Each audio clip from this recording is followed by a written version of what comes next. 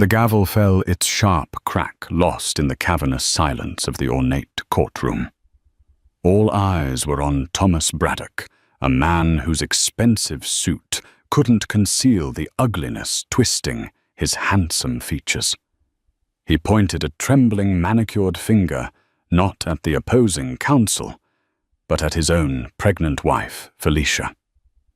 She was a mistake. He spat the venomous words echoing off the polished marble. A disastrous, regrettable mistake. And that thing she's carrying is a mistake I refuse to pay for. A wave of gasps rippled through the gallery. But the real drama wasn't in his calculated cruelty. It was in the worn, leather-bound folder the judge had just placed on his bench, a folder containing the last will and testament of the one man Thomas could never bully his late father. The air in courtroom 4B of the San Mateo County Superior Court was thick with the perfume of old money and fresh animosity. It was a sterile, impersonal space, all mahogany panels and muted grey carpeting, yet it had become the arena for the deeply personal evisceration of a marriage. Felicia Vale, soon to be she hoped, Felicia Vale once more sat ramrod straight in her cushioned chair. Her hands resting protectively over the pronounced swell of her stomach were the only part of her that betrayed the tremor running through her body. At 32, she still possessed the quiet, bookish beauty that had first caught Thomas Bradock's eye. Thoughtful grey eyes, a cascade of chestnut hair she'd simply pinned back, and a complexion that had never needed the heavy-handed ministrations of the Bradock family's preferred aestheticians. Today, however, that beauty was shadowed by a weariness that went bone deep. She felt less like a person and more like a legal exhibit, the pregnant wife. Across the aisle, Thomas Bradock sat flanked by his lawyer, a shark in a Savile Row suit named Sterling, and his mother, Isabella Bradock. Thomas was the picture of wounded pride, his jaw tight, his brow furrowed in a performance of aggrieved masculinity. He was, Felicia had once thought, devastatingly handsome. Now she saw the weakness in his chin, the petulance in the downturn of his lips. He was a boy playing at being a king, and his mother Isabella was the silent, unyielding power behind the throne. Isabella Bradock was a masterpiece of preserved aristocracy. Her silver hair was coiffed into a helmet of glacial perfection.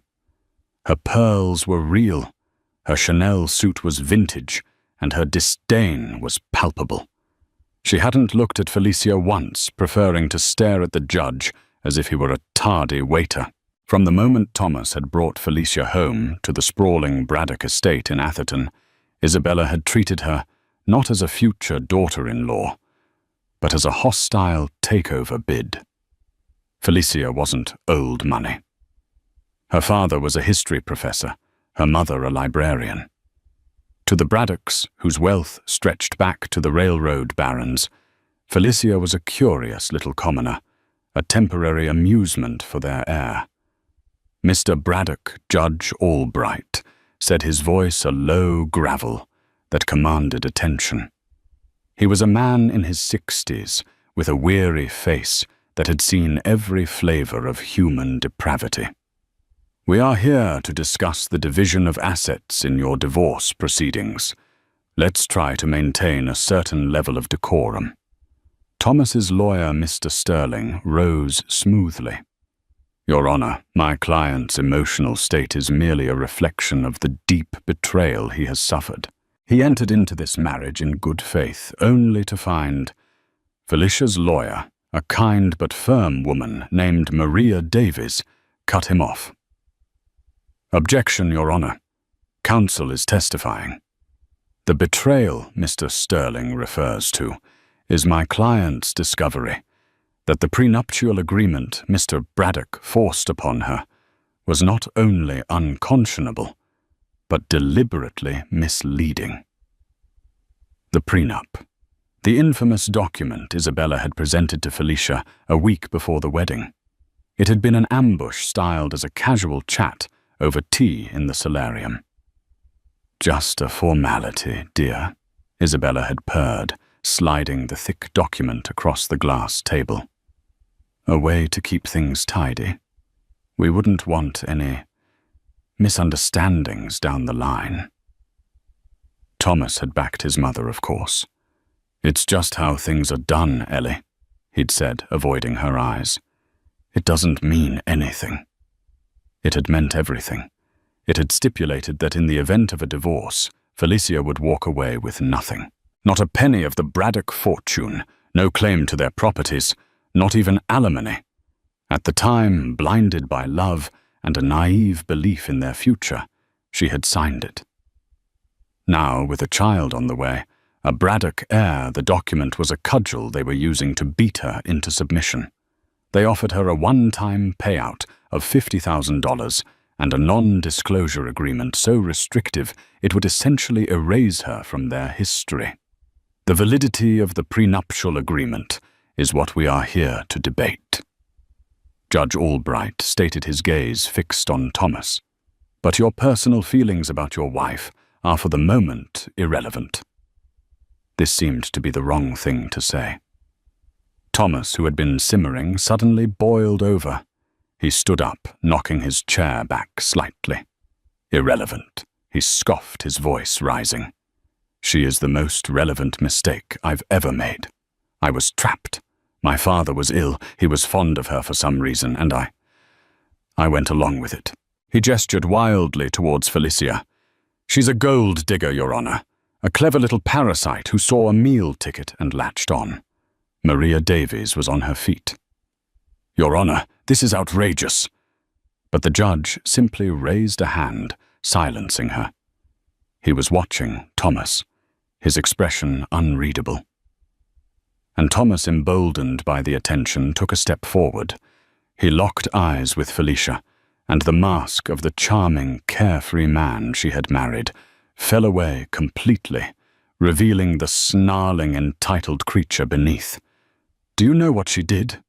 He addressed the judge, but his words were daggers aimed at her heart. "She got pregnant on purpose. After I told her we should wait. After I told her things were not working out. She did it to trap me, to try and secure a piece of my family's legacy." Felicia felt the blood drain from her face. It was a lie. A vicious, calculated lie. They had been trying for a baby. It was Thomas who had been excited, who had talked about names, who had held her, and whispered dreams of their future family into her hair. That was before his father Arthur Bradock had passed away 2 months ago. Before Isabella had sunk her claws back into her son's soul. Then came the words that would be seared into her memory forever. Thomas's voice dropped, becoming low and guttural, dripping with a contempt so profound it physically hurt her. "She was a mistake," he repeated, pointing at her belly. "And that thing she's carrying is a mistake I refuse to pay for." A collective gasp sucked the air from the room. Felicia felt it like a physical blow. The baby inside her, their child, kicked as if in protest. Tears welled hot and fast, blurring the cruel face of the man she had loved. She saw Isabella smirk, a flicker of triumphant malice. This was what they wanted. To break her. To humiliate her so completely she would crawl away and accept their scraps. "That is enough." "Mr. Bradock." Judge Albright's voice was no longer weary. It was thunder. He slammed his gavel down, the sound echoing the shattering of Felicia's world. "That is more than enough. You will sit down now." Thomas, looking slightly stunned by his own outburst, sank back into his chair, though his hateful glare remained fixed on Felicia.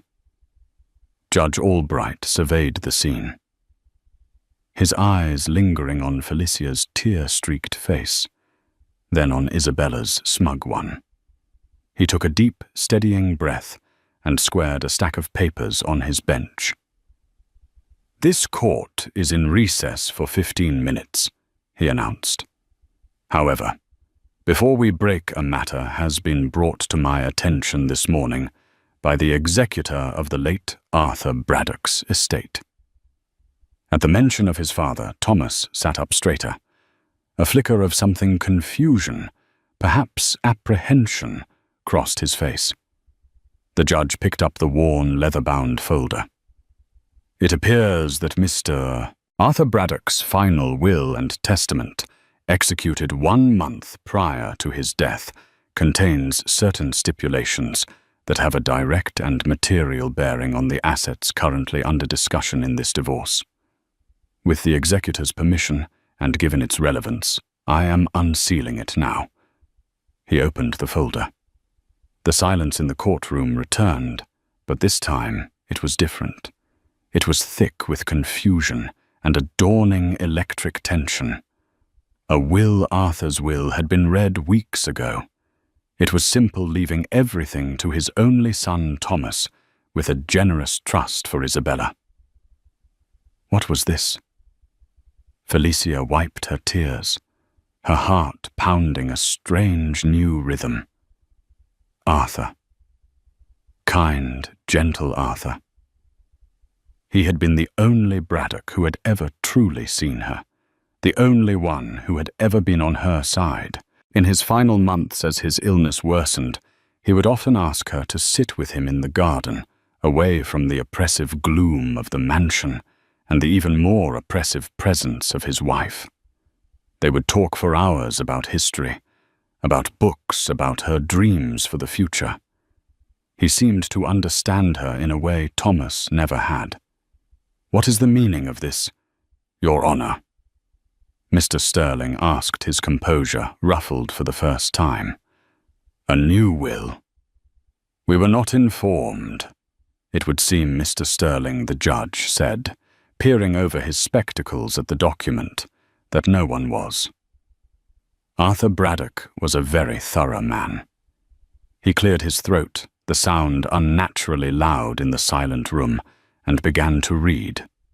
As Judge Albright's voice began to drone through the legalese of the will's preamble, Felicia's mind spun backwards, away from the sterile cruelty of the courtroom to the sun-dappled lawns of the Bradock estate.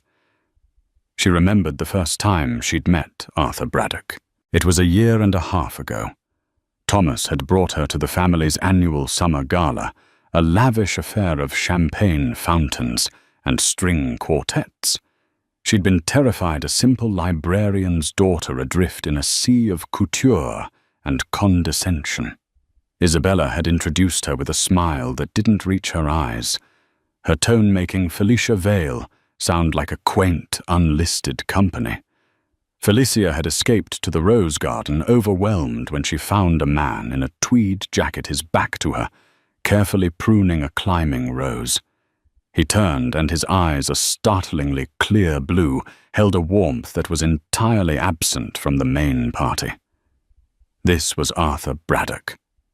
"Ah, you've found my hiding spot," he'd said with a gentle smile. "Don't worry, I won't tell if you don't." They talked for nearly an hour. He didn't ask about her family's money or connections. He asked what she was reading. He asked about her work at the San Francisco Public Library, his face lighting up when she described her passion for historical archives. He spoke of his own love for history, a passion he lamented his son did not share.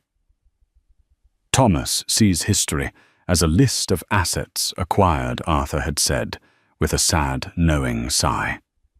"He sees the names Rockefeller, Carnegie, Bradock. But he doesn't understand the stories, the humanity." In that single conversation, Arthur had shown her more genuine interest and kindness than Isabella had in 6 months of strained dinners. He saw her not as an attachment to his son, but as a person. Over the next year, he became her quiet ally in the gilded cage of the Bradock family. While Isabella laid subtle traps and Thomas grew more distant under his mother's influence, Arthur would seek Felicia out. He'd leave a rare first-edition book on her bedside table or invite her to walk the grounds, sharing stories of the family that were not about wealth, but about love, loss, and folly. He was already ill then, a creeping lung disease that stole his breath but never his sharp intellect. As his condition worsened, the dynamic in the house shifted. Isabella became more controlling, treating her husband's illness as an inconvenience and tightening her grip on Thomas. The pregnancy had been a brief, shining moment of hope. Thomas had been ecstatic at first. It was his idea, a way to, as he'd put it, finally start our own family away from all the pressure. They'd celebrated with a trip to Big Sur, away from the oppressive atmosphere of the estate. He had put his hands on her still flat stomach and spoken of a future that felt real and full of love. The moment they returned, Isabella shattered it. Felicia overheard the argument from the top of the grand staircase. A baby. Isabella's voice was like ice. "Now, Thomas, you are an imbecile. You have no idea what you've done." "Mother, it's my child. Our child. I love Ellie." "Love," she'd scoffed. "You are infatuated with a librarian, Thomas, a nobody. And now she has tethered herself to our legacy with the oldest trick in the book. Do you think for 1 second she wasn't planning this? To tie you down, to make herself indispensable." The poison took root quickly. Thomas began to pull away. He started spending more time at the office, coming home late, smelling of expensive whiskey and another woman's perfume. The excuses were flimsy, the apologies hollow. He grew short-tempered, echoing his mother's criticisms. He'd comment on Felicia's clothes, her friends, her lack of ambition. Then Arthur's health took a steep decline. In his last weeks, he was confined to his bed. The house was somber and quiet. Isabella managed his care with ruthless efficiency, keeping visitors to a minimum. But Arthur would still ask for Felicia. One afternoon, just a month before he died, he beckoned her close. His breathing was labored, but his eyes were lucid. "Felicia," he rasped, taking her hand. His own was frail, all paper-thin skin and bone. "Don't let them break you. You have more strength than any of them." He'd looked pointedly at her stomach. "And you have a responsibility to that child, a responsibility to be strong." He'd made her promise. She hadn't understood the full weight of his words then. 2 weeks later, he summoned his personal attorney, a man Felicia had never met, to the house. Isabella had been furious, trying to insist that the family lawyer, Mr. Sterling, be present. Arthur, with a surprising burst of strength, had refused. "This is a private matter, Isabella," he'd said. The meeting had lasted for 3 hours. The next day Arthur seemed more at peace. He passed away in his sleep a month later. The first reading of the will had been exactly what everyone expected. A simple document leaving Bradock Enterprises and the bulk of the estate to Thomas. Isabella was granted a lifelong right to live in the family mansion and a generous stipend from a separate trust. It was so straightforward that Thomas had smirked a look of vindicated relief on his face. With his father gone, the final obstacle to his absolute inheritance and Isabella's absolute influence was removed. 2 days after that, Thomas had asked for a divorce. The words were cold, rehearsed. He'd said the marriage was a mistake, that he'd been pressured by his father's failing health. He presented it as a clean break, a return to the natural order of things. When Felicia, heartbroken and 7 months pregnant, had refused to be discarded so easily, he had turned vicious. The battle over the prenup began. And now here they were.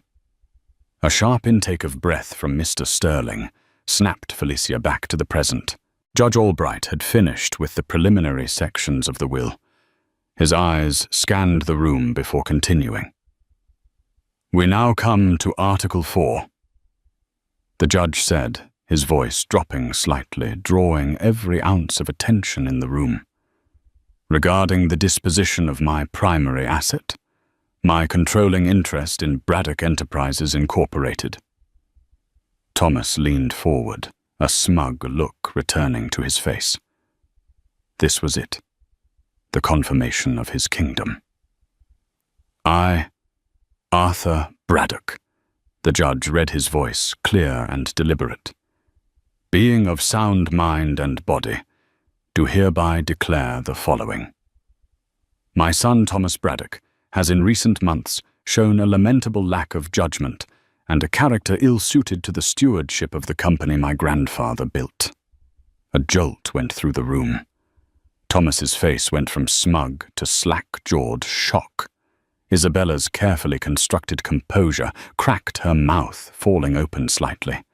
What Thomas whispered the word stolen by the cavernous room. The judge continued, his voice unwavering. "He has proven himself to be easily manipulated and has forgotten the most fundamental principle of our family's success, that our name is built on integrity, not just on assets.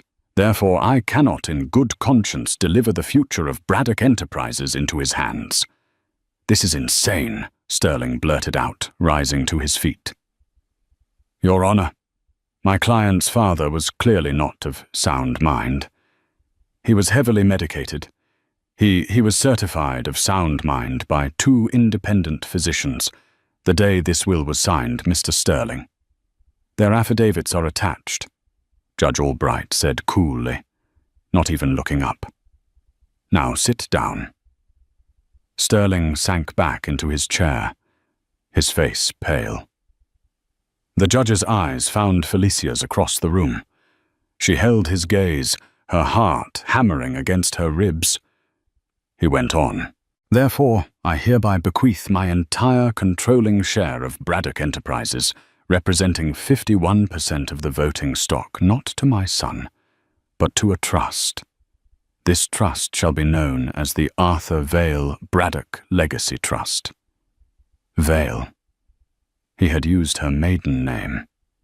A low guttural sound escaped Isabella's throat.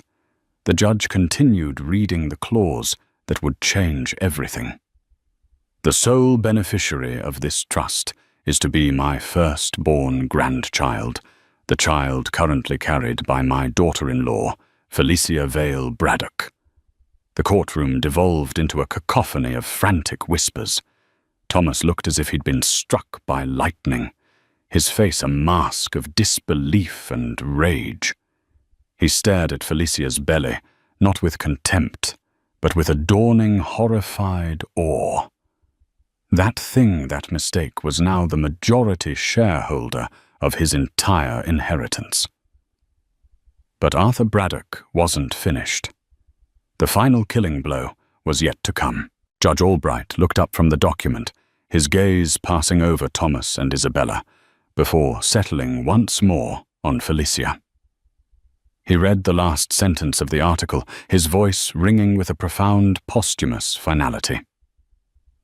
"The sole executor and trustee of this trust, vested with absolute and unconditional authority over all voting rights, board appointments, and financial decisions of Bradock Enterprises, until the beneficiary reaches the age of 25, shall be the child's mother, and my trusted daughter-in-law, Felicia Vale Bradock."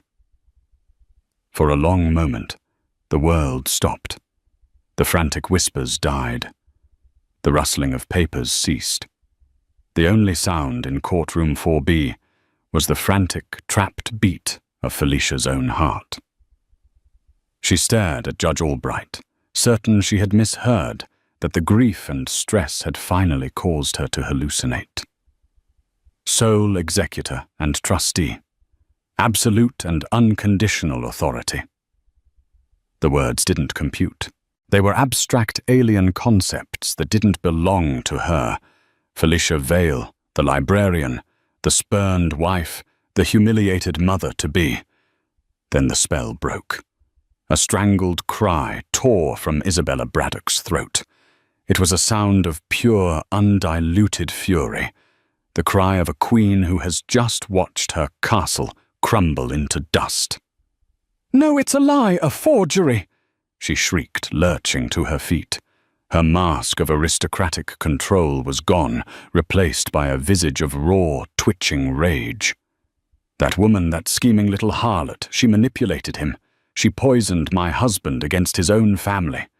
Mr. Sterling, his face the color of ash, tried to restrain her, whispering urgently, "Isabella not here. Control yourself." But she was beyond control. She pointed a trembling, diamond-clad finger at Felicia. This was your plan all along. You seduced a dying old man, twisted his mind." "Mrs. Bradock." Judge Albright's voice cracked like a whip. "You are on the verge of being held in contempt. Another outburst like that, and you will be removed by the bailiff." Isabella snapped her mouth shut, but her chest heaved, and her eyes fixed on Felicia promised retribution. Thomas was eerily silent. He sat frozen, his body rigid, his eyes wide and vacant. He was staring at the polished table in front of him, but he wasn't seeing it. He was seeing his entire world, the one he had been promised from birth, vanish before his eyes. The kingdom he was meant to inherit, the power he was meant to wield, had just been handed lock, stock, and barrel to the woman he had publicly disavowed, and the unborn child he had branded a mistake. Felicia's lawyer, Maria Davies, leaned over her, voice a low, steady murmur in Felicia's ear. "Felicia, did you hear that? Do you understand what this means?" Felicia could only shake her head slowly, her mind a whirlwind of shock. She looked from Thomas's shattered expression to Isabella's murderous glare. She felt a kick, a strong, solid thump from within, a reminder of the tiny, unknowing beneficiary at the center of this cataclysm. Judge Albright, seemingly unfazed by the eruption, continued as if reading a grocery list. "The will goes on to state," he said, his voice cutting through the residual tension, "that Thomas Bradock is to be granted a salaried position as President of Operations, reporting directly to the Board of Directors. A board that the new trustee," he paused, looking directly at Felicia, "has the sole authority to appoint or dismiss." The implication was brutally clear. Thomas was no longer the heir apparent. He was an employee who could be fired. By her. Furthermore, the judge added, "The will stipulates that Thomas Bradock and Isabella Bradock are permitted to maintain residence in the Atherton family home, but only with the express ongoing permission of the trustee. The deed and title of the property are to be transferred to the Arthur Vale Bradock Legacy Trust." They were tenants in their own home. Their right to live there was now entirely at Felicia's discretion. The finality of it was absolute. Arthur hadn't just disinherited his son. He had orchestrated a complete coup d'etat from beyond the grave. He had seen the cruelty, the weakness, the greed, and he had built a fortress to protect his grandchild and the woman he believed could safeguard his legacy. He hadn't just given Felicia a shield. He had given her a sword, an arsenal, an entire kingdom. The will Judge Albright concluded, closing the leather folder with a soft thud, "is accompanied by a signed and notarized letter from Arthur Bradock detailing his reasons. It explains his concerns over his son's profligate spending, his susceptibility to his mother's corrosive influence, and his cruel and dishonorable treatment of his pregnant wife. The letter states, and I quote, "I have observed Felicia for 2 years. She possesses an integrity my son sorely lacks. She is intelligent, compassionate, and her loyalty is not to money but to family. I do not give her this power to punish my son, but to protect my grandchild. I trust her to do what is right." The judge looked at Thomas. "The letter also expresses hope, Mr. Bradock, that this drastic but necessary action will provide you with an opportunity to rediscover the man you were meant to be, not the man your mother wants you to be." That last line was a dagger meant for Isabella, and it hit its mark. She flinched as if struck. Judge Albright removed his glasses and rubbed the bridge of his nose. "Given these revelations," he stated, his voice returning to its official, dispassionate tone, "the financial landscape of this divorce has been fundamentally altered. The prenuptial agreement is now entirely moot, as the primary assets Mr. Bradock believed were his to protect are in fact not his. The $50,000 settlement offered to Mrs. Bradock is, to put it mildly, insufficient." He looked at Felicia, and for the first time she saw a flicker of something almost like a smile in his tired eyes. "In fact, Mrs. Bradock is now, for all intents and purposes, the single most powerful financial entity in this room. The assets belong to the trust she controls." He turned to the stunned lawyers. "I am dissolving these proceedings for today. I suggest you all go home, absorb the contents of this will, and reschedule when you have a more realistic grasp of your clients' respective situations. Mr. Sterling," he added pointedly, "you may want to advise your client that his wife's mistake now controls his salary, his home, and his future. A bit of humility might be in order." With a final sharp rap of the gavel, he declared, "Court is adjourned." The judge rose and swept out of the room, leaving a vortex of stunned silence in his wake. For a moment, no one moved. Then, as if a switch had been flipped, chaos erupted. Reporters who had been lurking in the gallery rushed towards the doors.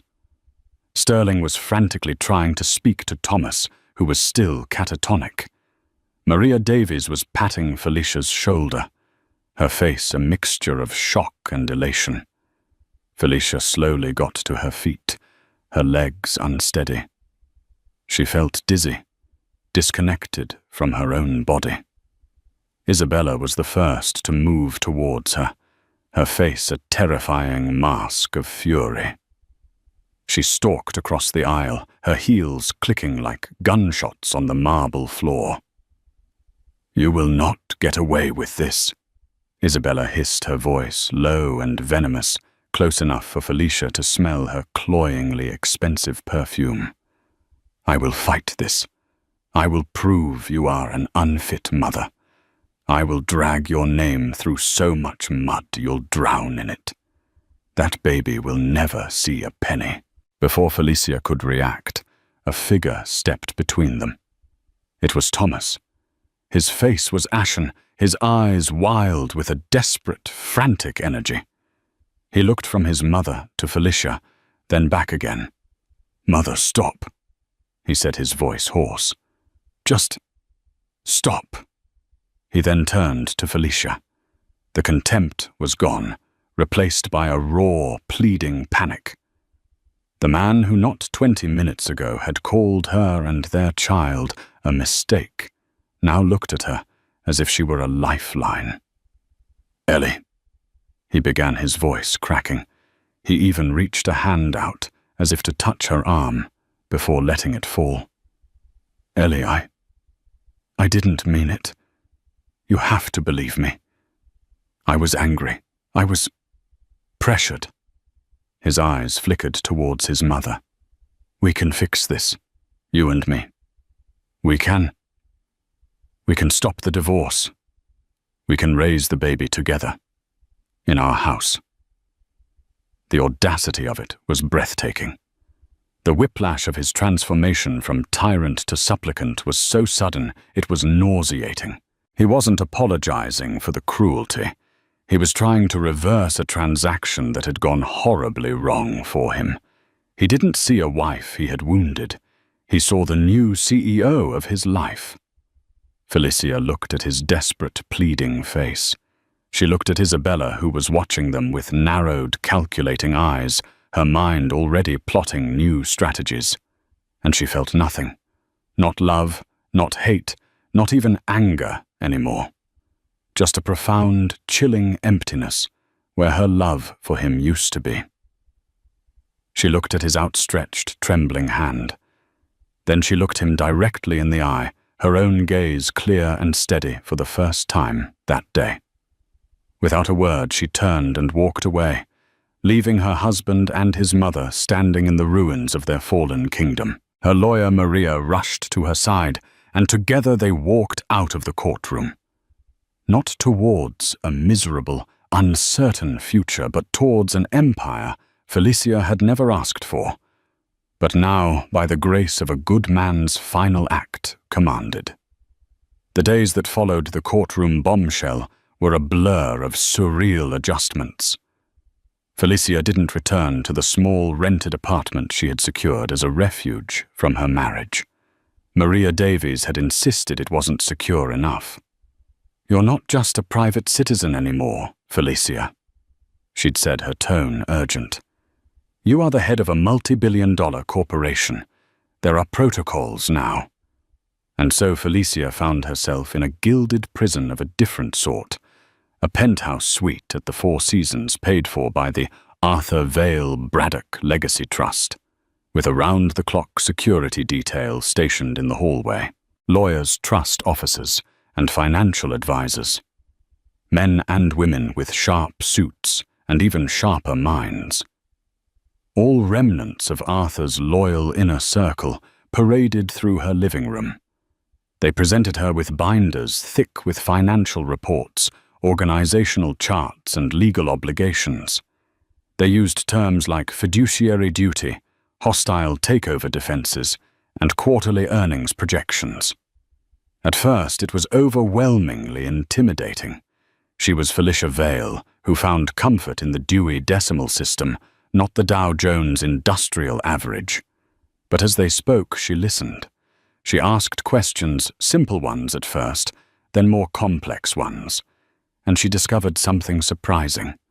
The logic of it, the intricate web of cause and effect, wasn't so different from tracing historical events or archival records.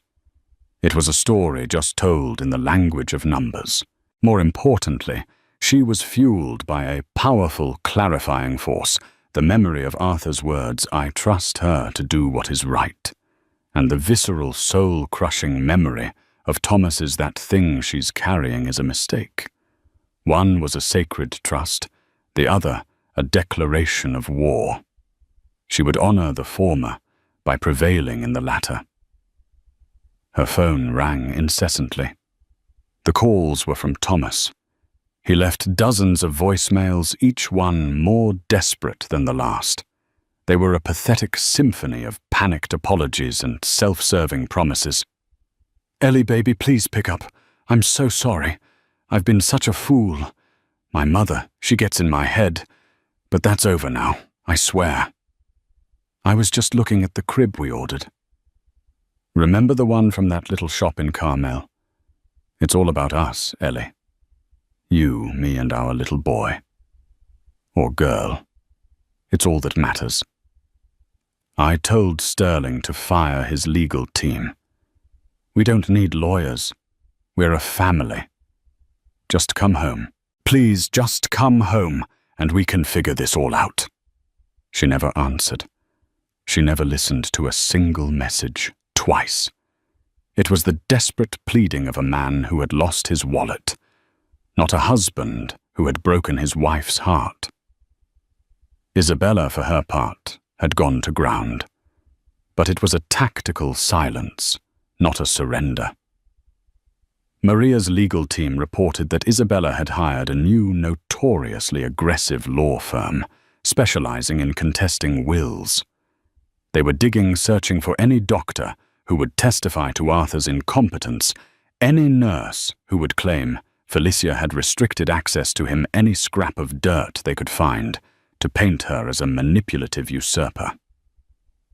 A week after the hearing, Felicia knew she couldn't stay in the hotel forever. She had to make a move. The trust owned the Bradock mansion. It was her house now.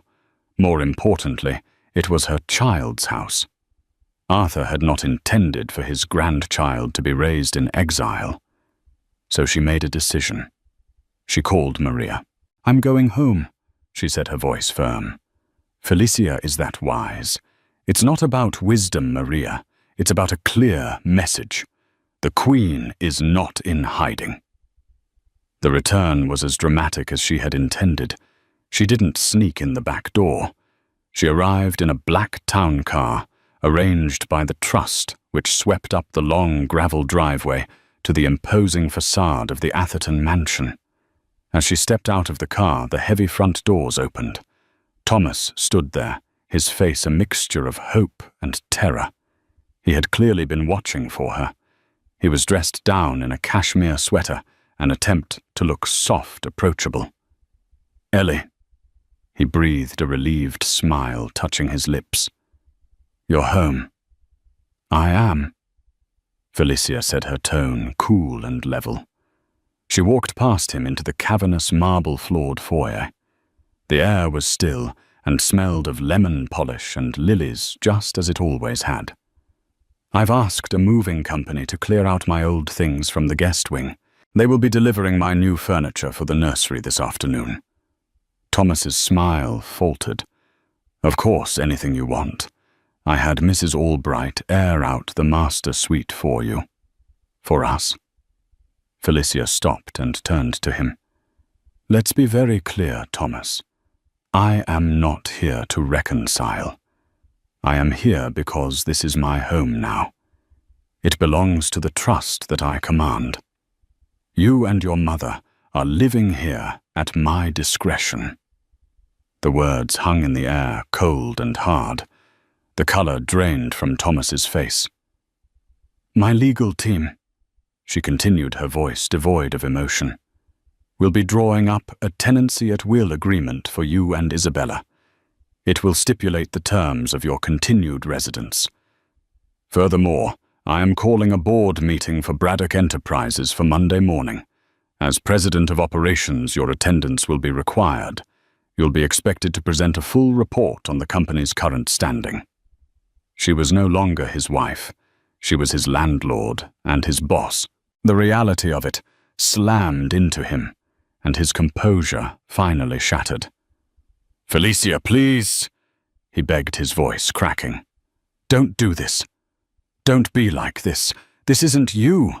You're not this cold." "You're right," she said, looking him straight in the eye. "The woman I was would have forgiven you. She would have believed your lies and let you hurt her again. But you and your mother killed that woman.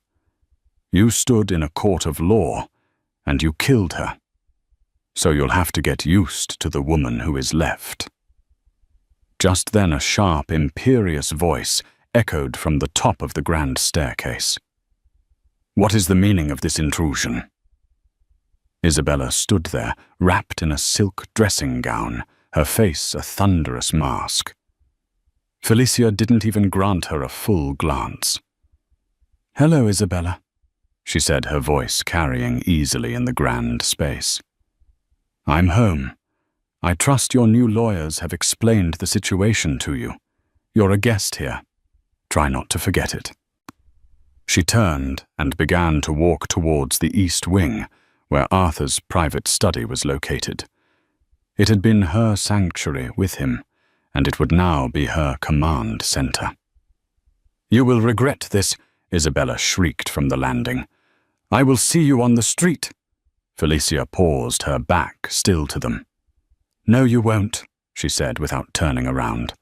"You will see me in the boardroom, Monday at 9 a.m. Don't be late." And with that, she walked away, leaving mother and son standing in the opulent foyer of a house that was no longer theirs, silenced by the quiet, unshakable authority of the woman they had tried and failed to destroy. The following months were a masterclass in trench warfare fought not with bullets, but with board appointments and legal briefs. Felicia, now 8 and then 9 months pregnant, moved not with the timid uncertainty of a librarian, but with the deliberate, focused strategy of a general. Arthur's study became her war room.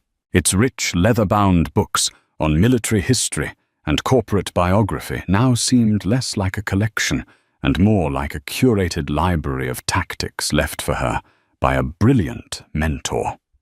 Her first move was the board meeting. She walked into the Bradock Enterprises boardroom, a long, intimidating chamber dominated by a colossal mahogany table and portraits of stern-faced Bradock men, and every head turned. The existing board members, all cronies of Thomas and Isabella, looked at her with a mixture of disbelief and thinly veiled contempt. Thomas sat at the head of the table, a place he had occupied for less than 3 months. Felicia, guided by Maria, and the Trust's chief counsel, took the seat directly opposite him. She didn't claim his chair. She created a new center of power. She let Thomas run through his report, a rambling, jargon-filled presentation clearly designed to intimidate and confuse her. When he finished, he looked at her, a challenge in his eyes. Felicia didn't respond directly to his report. Instead, she introduced the Trust's counsel, who then calmly and methodically laid out the legal reality of the new ownership structure. Then Felicia spoke. "Thank you, Thomas, for that overview," she said, her voice calm and clear, carrying to every corner of the room. "In my capacity as trustee, my primary duty is to ensure the long-term health and integrity of this company for the sole beneficiary. To that end, I have spent the last week reviewing the company's performance, its leadership, and its vision, and I have found it lacking." She paused, letting the word hang in the air. "Effective immediately, I am exercising my authority as trustee to reconstitute the board of directors. Mr. Henderson, Ms. Albright, Mr. Chen," she said, naming 3 of Isabella's oldest and most loyal allies. "Your positions on this board are terminated. Thank you for your service." The 3 of them stared aghast. "You can't do that," one of them sputtered. "She can, and she has," the Trust's lawyer interjected smoothly. Felicia continued, her gaze sweeping the table. "In their place, I am appointing 3 new members. First, Ms. Maria Davies, whose legal expertise will be invaluable.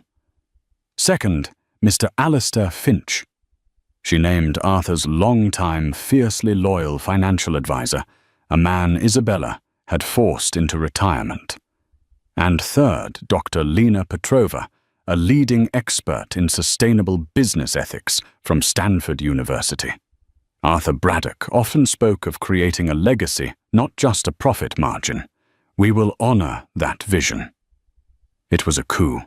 Clean, swift, and utterly devastating.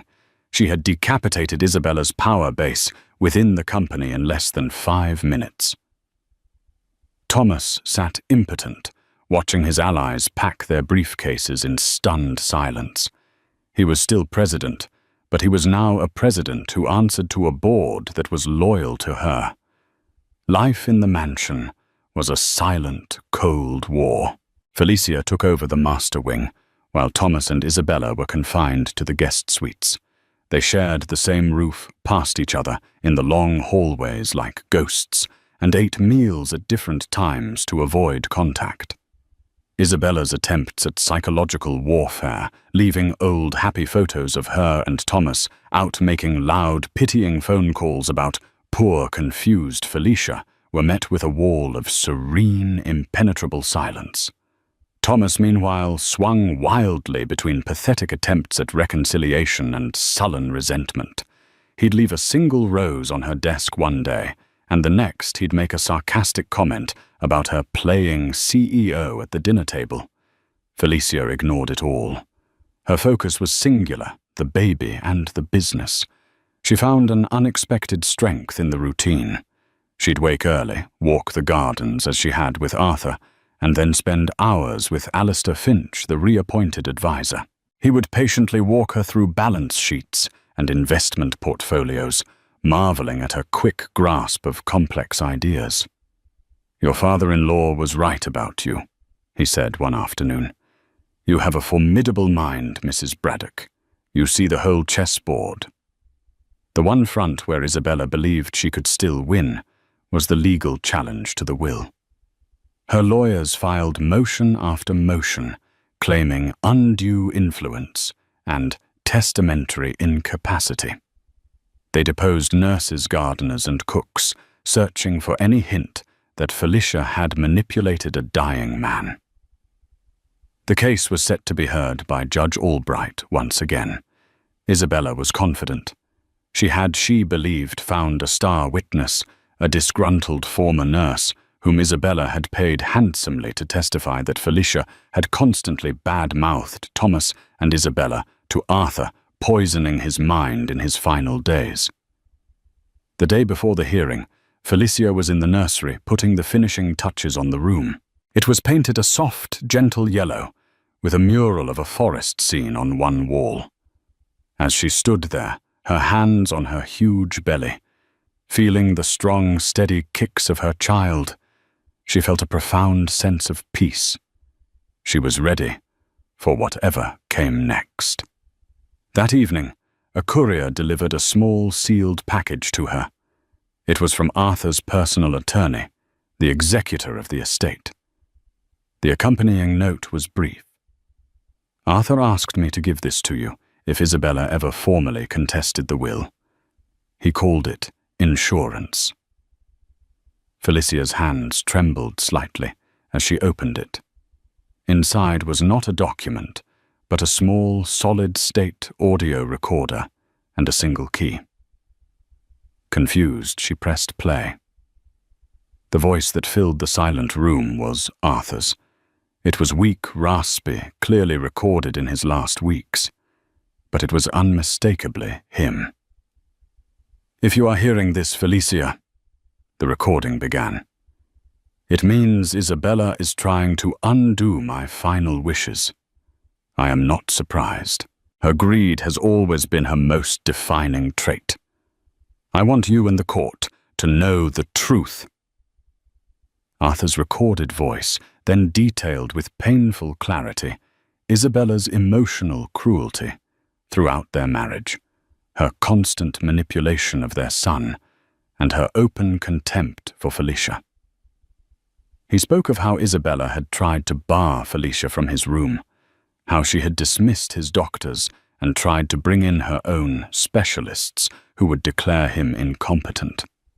"But the most important evidence," Arthur's voice continued, "is not my words, but hers. Last week, she did not know I had my lawyer install a small recording device in this room, activated by voice. She came in, believing me to be asleep to speak with Thomas. They thought they were alone. The recording is on this device. The key is to my old safe in the study. The evidence inside will corroborate everything." Felicia's blood ran cold. She stopped the recording, her heart pounding. She took the small antique key, went to the study, and opened the safe she never knew existed, hidden behind a false panel of books. Inside was a folder. It contained copies of emails between Isabella and a private investigator she had hired to dig up dirt on Felicia a year ago. It contained financial records showing large payments to the disgruntled nurse. And it contained a second audio recorder. With a deep breath, she pressed play. This time the voices were clearer. It was Isabella and Thomas in Arthur's room, thinking he was sedated and unconscious. Isabella's voice was sharp, cutting. "You have to divorce her the moment he's gone, Thomas. Not a day later. Offer her a pittance. Humiliate her. Make her crawl back to whatever hovel she came from. We cannot have that common bloodline infecting this family." Then Thomas's voice, weak and compliant. "And the baby? What do I do about the baby?" "The baby is a non-issue," Isabella had replied coldly. "We'll claim she trapped you. We'll claim it might not even be yours. We will drag her through a custody battle that will break her. In the end, she'll give it all up just to have peace. The Bradock legacy will remain pure. Your father in his senile state may be fond of her, but we will protect our family from his sentimentality." Felicia sank into a chair, the audio recorder slipping from her fingers. It wasn't just a conspiracy. It was a confession. They had laid out their entire vicious plan in the presence of the very man whose legacy they sought to protect. She now held more than just a defense. She held a weapon of annihilation. The hearing was tomorrow, and she knew exactly what she was going to do. The morning of the hearing was grey and overcast. Isabella Bradock arrived looking imperious and confident, her paid star witness, Nurse Brenda, trailing in her wake. Thomas followed, looking haggard, a man caught in an inescapable vice. Felicia entered last, calm and composed, carrying a simple leather briefcase. Isabella's lawyer, Fletcher, called his witness. Nurse Brenda took the stand and delivered a tearful, practiced performance, painting Felicia as a cunning manipulator who had poisoned a dying, vulnerable Arthur against his loving family. She would whisper insults about Mrs. Bradock and Thomas for hours, the nurse claimed, dabbing a fake tear. She twisted his every thought. It was heartbreaking. When it was Maria Davies's turn, she approached the stand with lethal calm. "Nurse Brenda," she began, "aside from your salary, were you paid any other amounts by Isabella Bradock? Specifically, a sum of $250,000 transferred to an offshore account 2 days after Arthur Bradock's death." The nurse's face went white. Fletcher shot to his feet, shouting objections, but Judge Albright overruled him instantly. "Answer the question, Nurse Brenda." The witness stammered, her lies collapsing under the weight of a single damning question. But this was only the opening salvo. At a nod from Maria, Felicia stood the proud swell of her pregnancy, a silent testament to everything at stake. "Your Honor," Felicia said, her voice ringing with newfound strength, "I would like to present new evidence that will clarify the true nature of the influence surrounding Arthur Bradock in his final days." She opened her briefcase and removed a small audio recorder. "This is a recording made by my father-in-law himself. He left it for me in the event of this exact scenario." She pressed play. Arthur's weak, rasping voice filled the stunned courtroom. He spoke of his faith in Felicia's character and his deep disappointment in his son and wife. A visible shockwave went through the room when he mentioned a second recording, one he had secretly made, of Isabella and Thomas. Isabella's face contorted a mask of dawning horror. "And now," Felicia said, her voice cold as steel, as she held up the second device, the conversation Arthur spoke of, recorded in his room when they believed he was unconscious. She pressed play again. The courtroom was plunged into a chilling silence, broken only by the recorded voices of mother and son plotting Felicia's destruction. Isabella's voice, crisp and cruel. "You have to divorce her the moment he's gone. Humiliate her. Make her crawl. We cannot have that common bloodline infecting this family." Then Thomas, weak and complicit. "And the baby? What do I do about the baby?" And the final monstrous words from Isabella.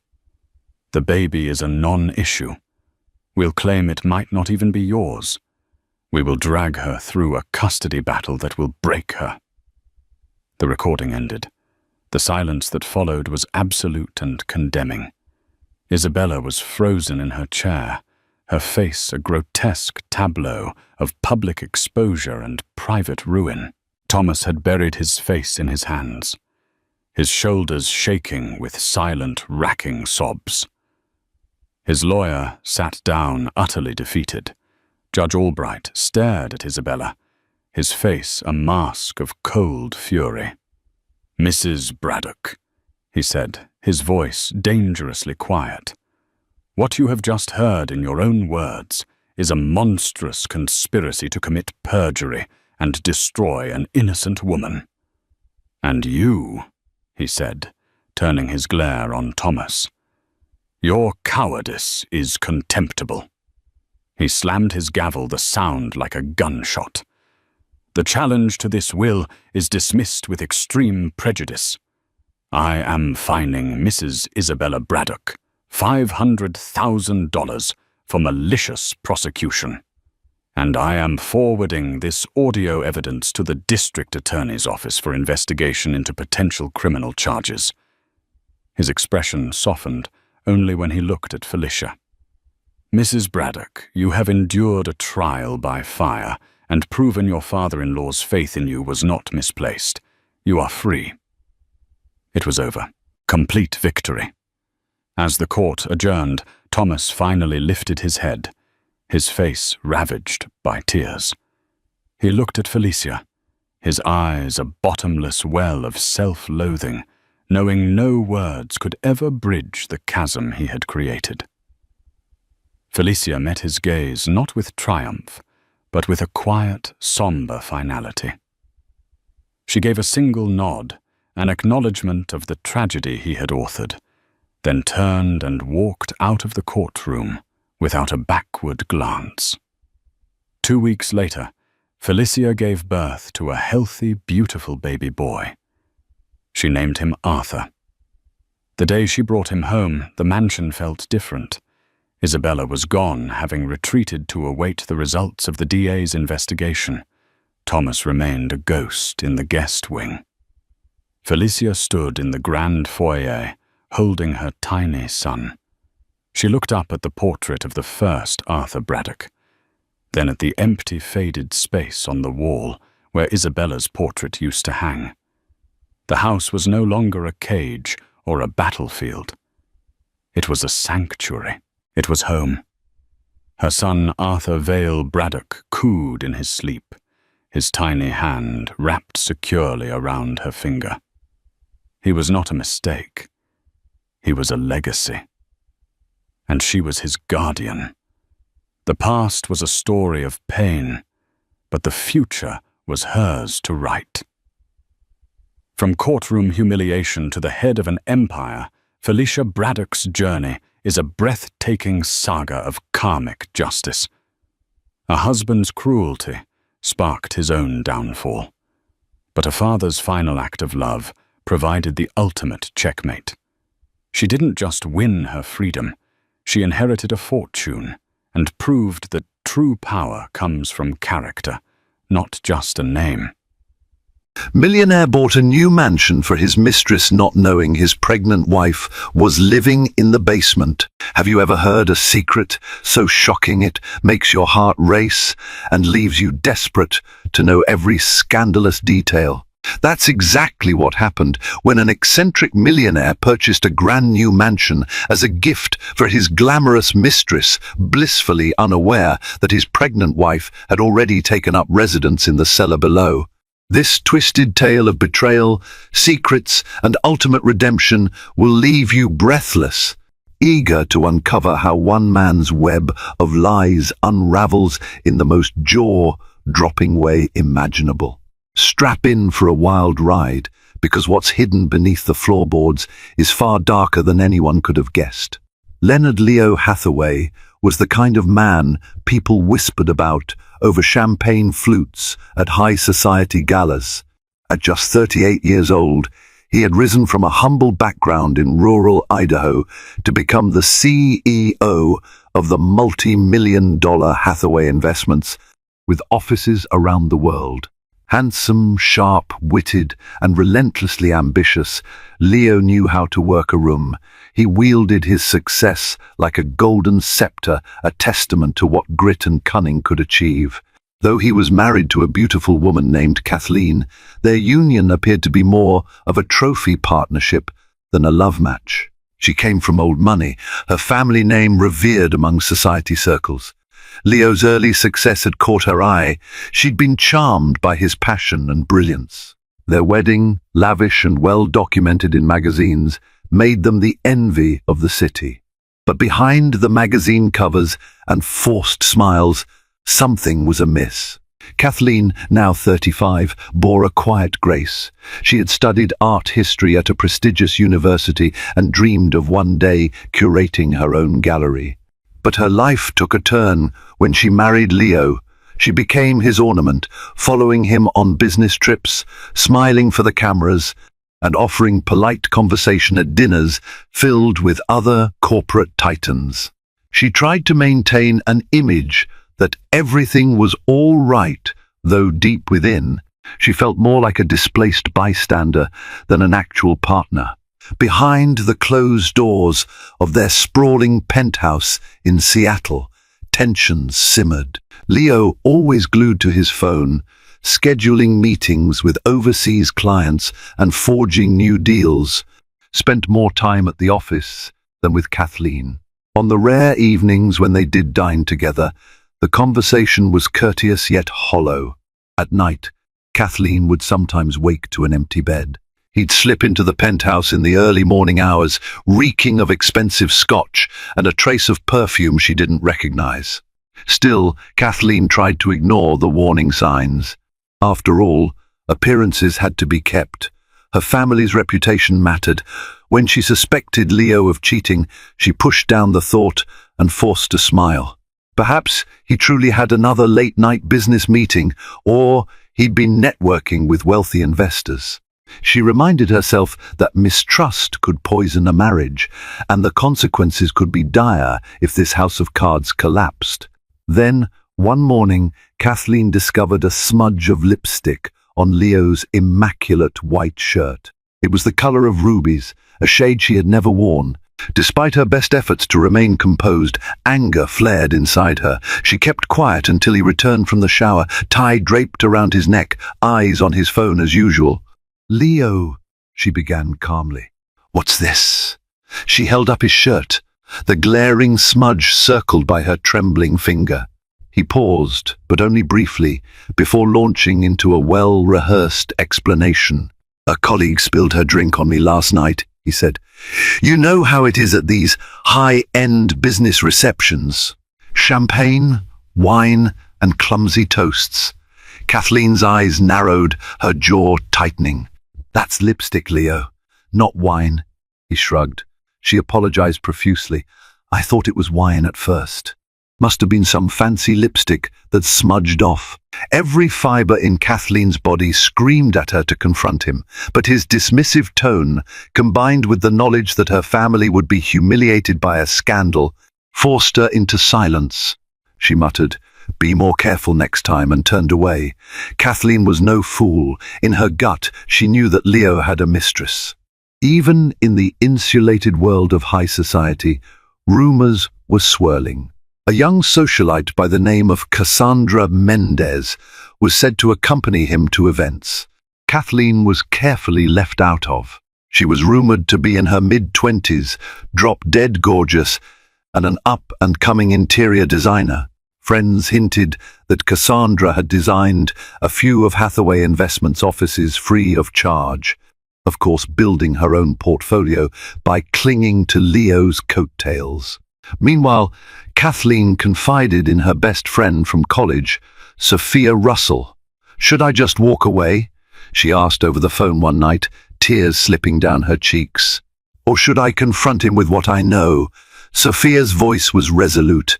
"Confront him. You don't deserve to live in the shadows of another woman's manipulations. And you definitely don't deserve to be humiliated like this." Kathleen knew Sophia was right, but she needed more than just accusations. She needed proof. Over the following weeks, Kathleen's suspicions grew. A cryptic text message, a hurried phone call, and frequent business trips with uncharacteristically short notice all fueled her need for answers. She decided to hire a private investigator named Benjamin Calder, an unassuming man with a dogged reputation for uncovering the ugliest of secrets. "I've handled cases for people much more powerful than your husband," Calder had assured her. "If he's stepping out, I'll find out with whom, when, and where." Days turned into weeks as Kathleen awaited Calder's findings. Her nights were sleepless, haunted by images of Leo and Cassandra locked in some passionate embrace. Yet a strangest irony loomed. She learned she was pregnant. The test turned positive while Leo was away on another business trip, presumably with Cassandra. Kathleen stared at the result for hours, tears collecting on the sink's marble counter. When Leo returned 2 days later, looking triumphant and smelling again faintly of a perfume that wasn't hers, Kathleen decided not to tell him yet. Part of her wanted to preserve a glimmer of hope for their family, but another part of her was terrified that this child might be a pawn in the ongoing power struggle that was their marriage. She had to know the truth about Leo's double life before she could decide what to do next. It was a crisp morning when Calder slipped a manila folder into Kathleen's hands. They were seated at a small coffee shop in downtown Seattle. He spoke in a low voice, barely above a whisper. "You were right about Cassandra," Calder said, eyes darting around to ensure privacy. "He's been seeing her for over a year. They usually meet at the penthouse Leo keeps in Portland under a shell company's name." Kathleen swallowed a lump of bitterness. "I see." Calder looked torn. "There's more," he said, sliding 2 photos from the folder. One showed Leo meeting a real estate agent outside a gated estate. The second captured Cassandra stepping out of a sleek black car, wearing sunglasses, and approaching the same gate. "Leo bought a house?" Kathleen asked, voice trembling. "A mansion, actually," Calder confirmed. "According to the property records, it was purchased in Cassandra's name about a week ago. Gated community, huge estate, state-of-the-art security, a real fortress of privacy." Kathleen stared at the photos, her fingers trembling. He's setting her up, probably to keep her close in luxury. Meanwhile, I'm... She paused, pressing a hand to her stomach as the reality of her pregnancy gnawed at her soul. Calder's gaze dropped to her hand. "Are you okay, Mrs. Hathaway?" "Yes," she whispered through clenched teeth. "I'm fine. Thank you, Mr. Calder. I appreciate your work, but I think I'll have to handle it from here." Kathleen's mind spun as she considered her next step. She had spent her entire life catering to the demands of others, her parents, society, then Leo. Now, with a child on the way, she realized it was time to think about what she truly wanted. Before she could muster the courage to confront him, however, tragedy struck. Kathleen received a frantic call from her mother, Harriet Cook, who had been dealing with serious health issues. Harriet's condition had worsened, and doctors advised immediate surgery. Kathleen rushed to her family's estate in Connecticut, leaving Leo in Seattle, lost in his illusions of freedom. She spent weeks tending to her mother, barely responding to Leo's sporadic texts. He seemed more concerned about appearances than about his wife's emotional state. Each day in Connecticut felt like a step away from the life she once knew. Kathleen helped organize Harriet's medical care, forging a new sense of independence in the process.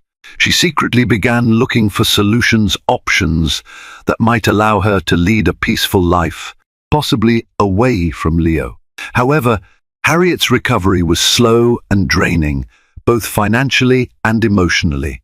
Kathleen's father had passed away years before, leaving Harriet with modest funds. Kathleen considered telling Leo that she needed more money to help with the medical bills, but she refused to stoop to that. Instead, she began reaching out to old acquaintances from her art history days to see if any job opportunities were available. Meanwhile, in Seattle, Leo luxuriated in his carefully cultivated double life. With Kathleen's extended absence, he felt free to spend more time with Cassandra, savoring the new mansion he had bought for her in Bellevue. It was a 2-hour drive from Seattle, far enough to remain discreet, yet close enough to satisfy his whims. The mansion in Bellevue was an architectural marvel. Towering pillars graced the entrance, and the wrought iron gates opened into a sprawling courtyard lined with manicured hedges and a shimmering fountain. Inside, the floors were polished marble, and chandeliers sparkled overhead like captured starlight. Cassandra delighted in furnishing each room with luxurious pieces imported from Europe. Leo spared no expense. He was enamored with the idea of a haven just for them. What Leo didn't know was that the mansion came with a peculiar basement suite. The real estate agent had mentioned it in passing as a partially finished area below the main floor, accessible through a small corridor near the kitchen. It was rumored to be built during Prohibition, featuring hidden corridors and old storage rooms, some leading to concealed entrances on the estate grounds. Curiosity piqued. Cassandra wanted to explore, imagining a wine cellar or perhaps a stylish underground lounge. But on the day they moved in a few of her belongings, a fierce argument about money erupted. Cassandra demanded a sports car. Leo balked at the suggestion, telling her she was already spending too much. Heated words were exchanged, and Cassandra drove back to her previous apartment in a rage, leaving Leo alone in the cavernous mansion. Unbeknownst to them, the staff who had maintained the mansion for the previous owner had left it less than a week ago. The basement was not just partially finished, it was rigged with old piping and dusty corridors that carried sound in a strange echo through the walls. During a rare moment of reflection, Leo began to feel uneasy. The guilt of his affair had become a gnawing sensation in his gut. He couldn't quite shake the image of Kathleen, so composed and gentle. It occurred to him that she hadn't pressed him for money for her mother's care. Usually, a wealthy husband would be the first line of support, right? He picked up his phone and dialed Kathleen's number. She answered with cool politeness, the distance obvious in her tone. "How's your mother?" he asked, keeping his voice neutral. "She's stable," Kathleen replied, exhaling deeply. "Thanks for asking." For a moment, Leo almost confessed the entire situation, the mansion, Cassandra, the confusion that roiled within him. But he stopped himself. Such honesty wasn't in his nature. Instead, he told Kathleen he wanted her to come home once Harriet stabilized.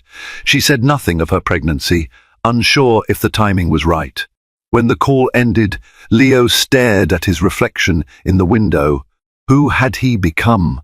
An unscrupulous man, cheating on his wife, and so detached from morality that a part of him wondered if Kathleen might suspect everything already. 3 weeks later, Harriet's condition had improved significantly. She insisted Kathleen return to Seattle, sensing that her daughter had unresolved issues waiting. With reluctance and a glimmer of dread, Kathleen flew back to her penthouse, anticipating a confrontation. Stepping inside, she felt an eerie familiarity, the same stark decor, the same unnerving silence. Only this time, a bold swirl of perfume hung in the air. She was certain it was Cassandra's signature fragrance, the one that seemed to taunt her every time she caught a hint of it on Leo. Leo rushed out to greet her. "Kathleen," he said, voice brimming with forced cheer, "I've missed you."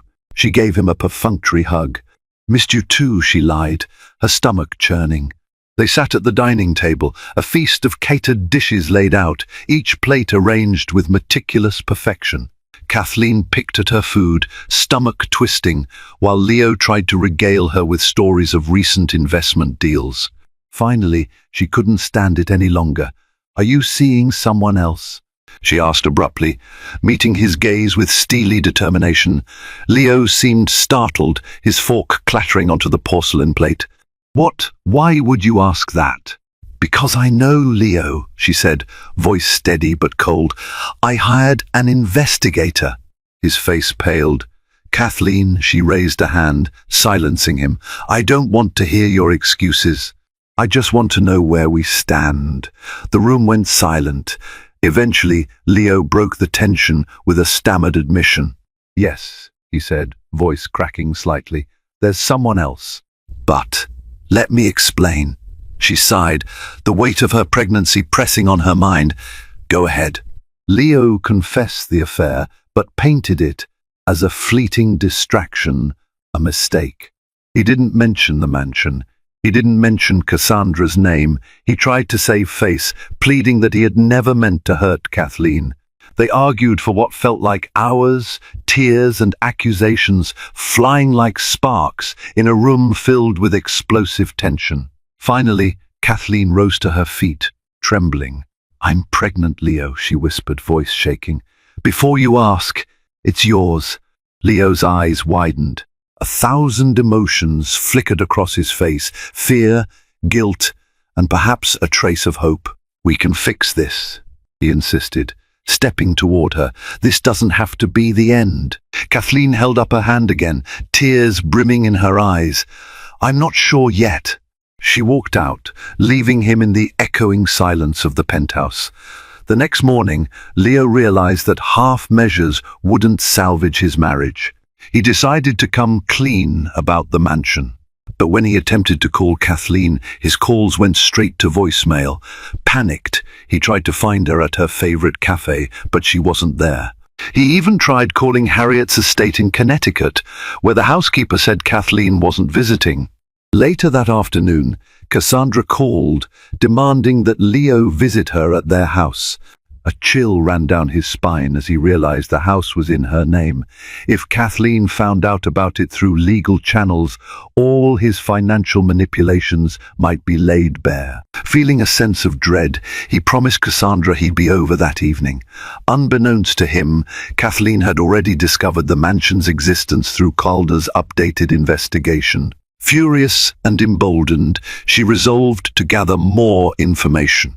In a move that would set the stage for a twisted confrontation, Kathleen obtained the property's address from Calder and decided she had to see it for herself. That very night, Kathleen drove to Bellevue, adrenaline pumping.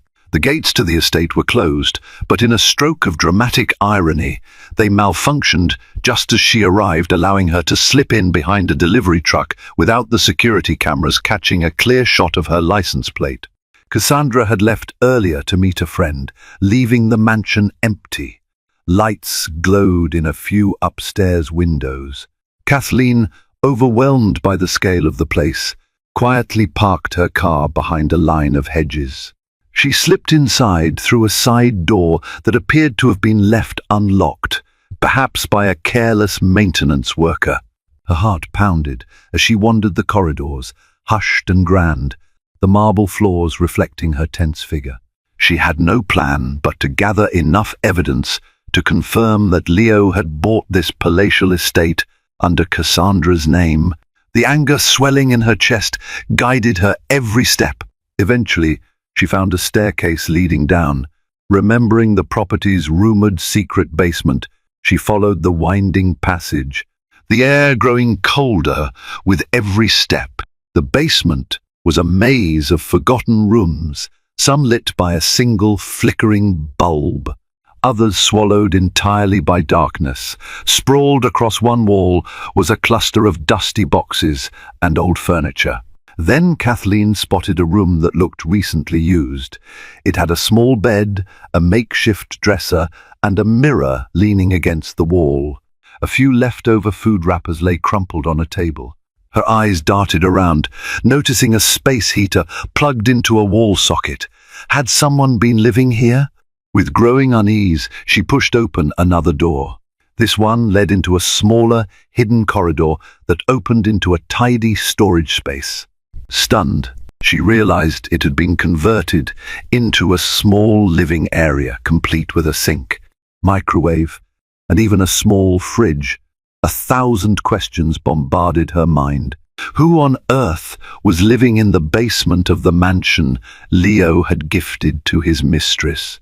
Kathleen's shock was soon overshadowed by a wave of dizziness, a symptom of her pregnancy that she hadn't fully gotten used to. She sank into a nearby chair, pressing a trembling hand against her belly. She felt the faintest flutter inside her, a reminder that she was no longer alone in her body. She closed her eyes, collecting herself, then stood and explored the makeshift living quarters more thoroughly. A sense of pity intermingled with her anger. This room was cramped, hidden from the glittering luxury above. What sort of twisted arrangement was happening here? Was Cassandra aware of this occupant, or was it some leftover occupant from the mansion's previous owner? An idea took root in her mind. If she wanted to gather leverage against Leo, protect herself and her unborn child from any financial or legal entanglement, maybe she could quietly observe who was using this space and why. This was, after all, a valuable piece of property that might play a significant role in their future divorce settlement. Summoning all her courage, Kathleen decided to hide until someone returned to the basement. She found a vacant storage room adjacent to the makeshift apartment, carefully ducking behind a stack of dusty crates. She felt a surge of adrenaline, as though she were in a spy movie. Her heart hammered in her chest, but she remained resolute, determined to uncover every last secret of Leo's double life. Hours passed. Eventually, Kathleen dozed off, only to be startled awake by the sound of footsteps echoing along the cold basement floor. She stiffened, holding her breath, straining to hear. A figure emerged, a slender woman with dark curls. She wore worn jeans and a faded T-shirt, the furrow in her brow etched with worry. In one arm she cradled a small child, perhaps a toddler no older than 3. The child was asleep, face pressed against the woman's shoulder. Kathleen's heart lurched. She watched as the woman gently set the child down on the small bed, covering him with a thin blanket. Then she rummaged in a tattered backpack, pulling out a container of leftover food. The woman's eyes were weary, her posture heavy with fatigue. In hushed murmurs, she whispered something to the child, perhaps a lullaby or soft words of comfort. Kathleen's thoughts reeled. Who was this woman? Was she an ex-employee refusing to leave?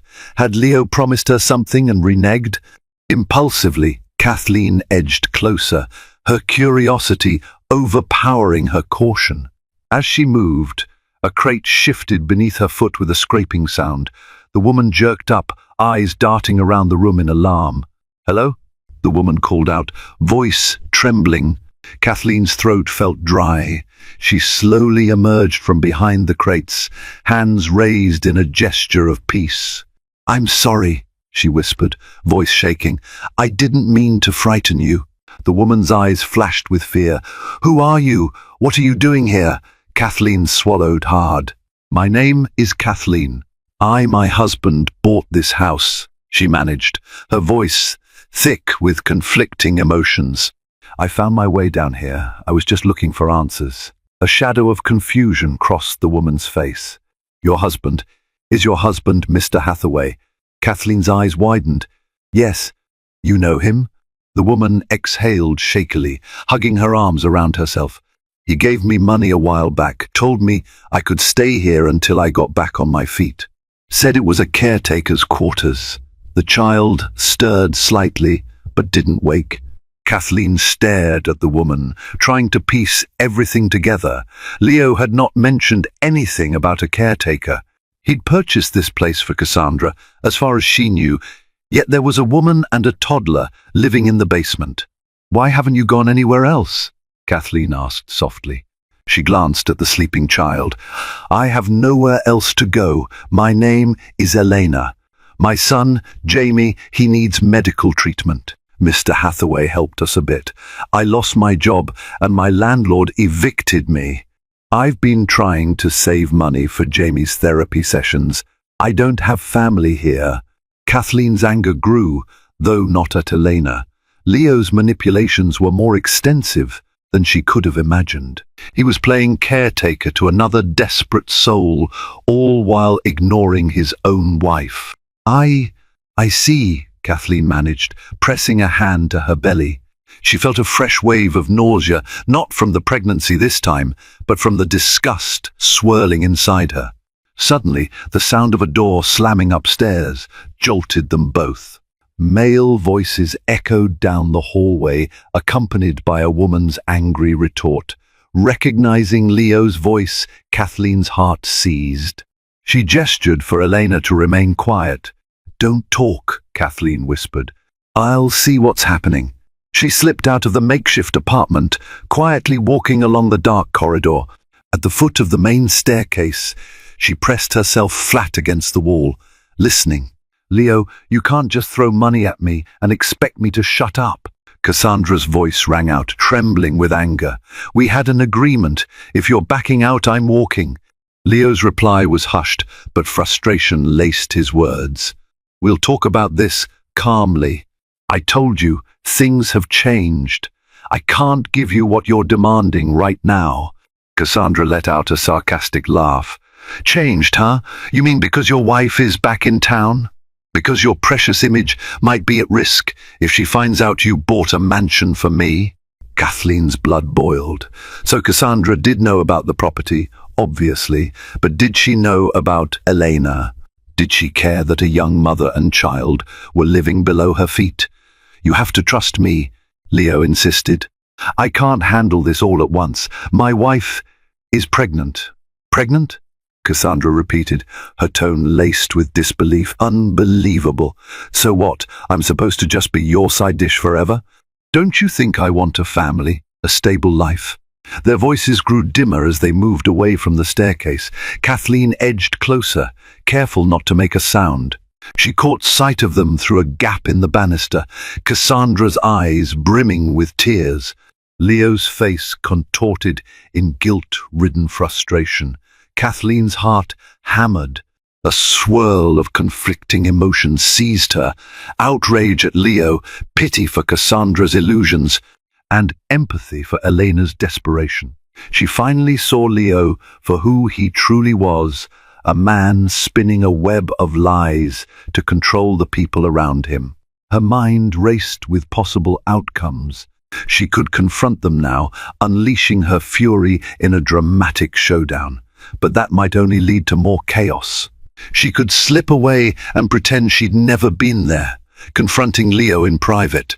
Or she could use what she learned to plan a measured course of action, one that protected her unborn child, and perhaps even shielded Elena and her son. Kathleen remembered her upbringing, the countless social events where she'd had to maintain composure. She took a steadying breath, letting cold logic overtake hot emotion.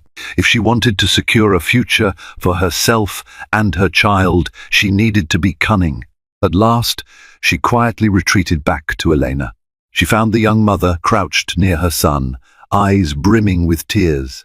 "Did you hear them?" Elena asked, voice barely above a whisper. Kathleen nodded grimly. "Yes. But let's not draw attention to ourselves." Elena's shoulders sagged. "I'm going to be kicked out, aren't I?" "He doesn't need me here anymore." Kathleen placed a comforting hand on her shoulder. "I won't let that happen," she promised, though she wasn't entirely sure how she'd fulfill it. "We'll figure this out, but for now, I need your help." As they stood in that dank basement, a fragile alliance formed between the two women. Both had been deceived and manipulated by Leo. Each harbored a desperation to protect someone dear: Elena, her child; Kathleen, her unborn baby. "I have some financial means," Kathleen explained softly, "though most of my assets are tied up with Leo. We're still married, so I have the right to a significant share of everything he's done, including this mansion. I want to secure a safe place for you and Jamie." Elena's eyes glistened. "I don't want to impose, but if you help me, I promise I'll do anything in my power to repay your kindness." Kathleen shook her head firmly. "Don't think of it that way. We both need each other. If you can testify or give me evidence of how Leo brought you here, it might help my case.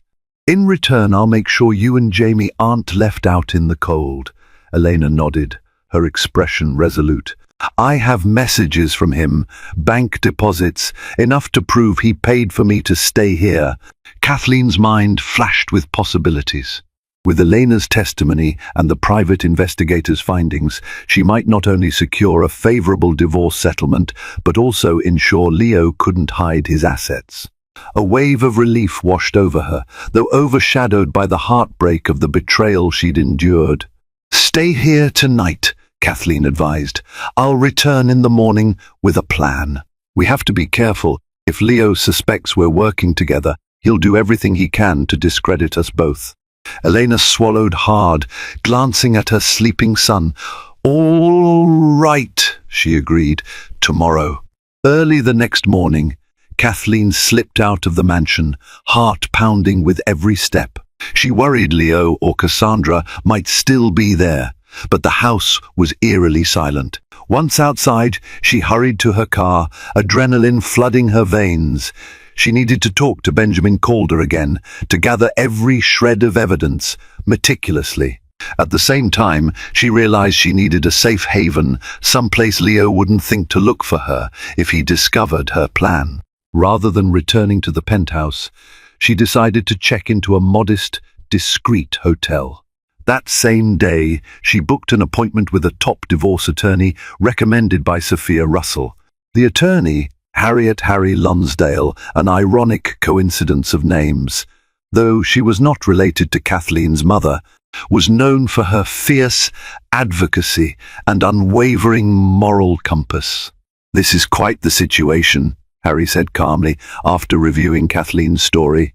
"We have financial deception, extramarital affairs, a secret property, and a child on the way. Normally the goal is to avoid going to trial, but with assets like these and a spouse like Mr. Hathaway, litigation might be unavoidable." Kathleen nodded, hands pressed anxiously in her lap. "I'm prepared for that. I have a witness living in his mansion basement. She and her child are essentially stranded there." Harry raised an eyebrow. "That's a new one.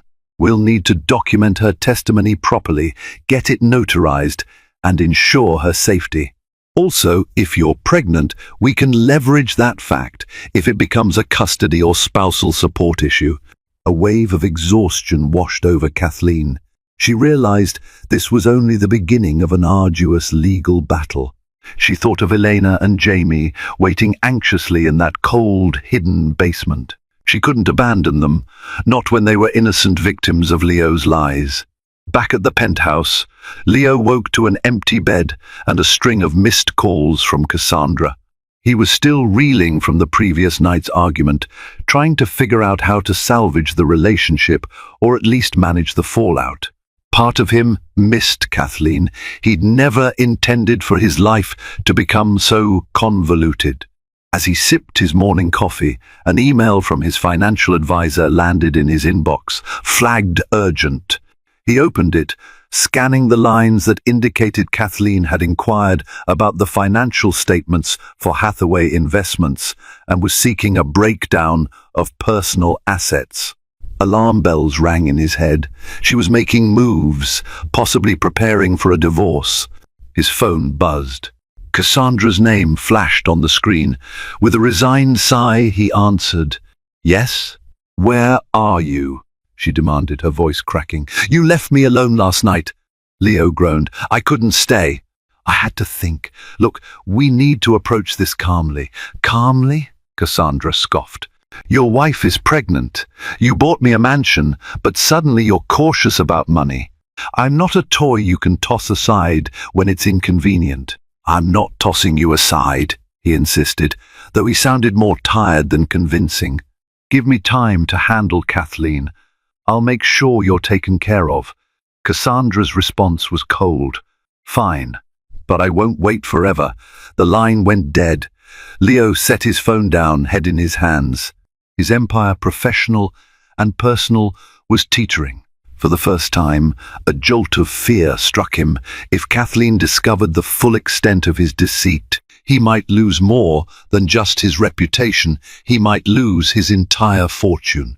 Meanwhile, Cassandra decided to return to the mansion that afternoon, suspecting Leo might show up eventually.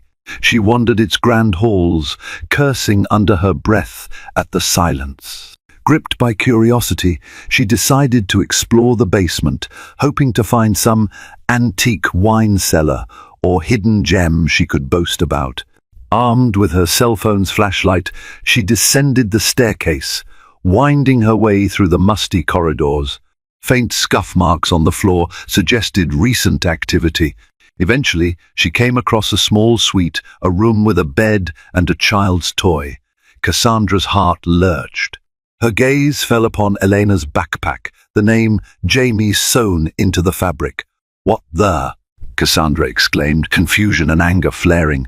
Just then, Elena emerged from a side room, fear stark on her face.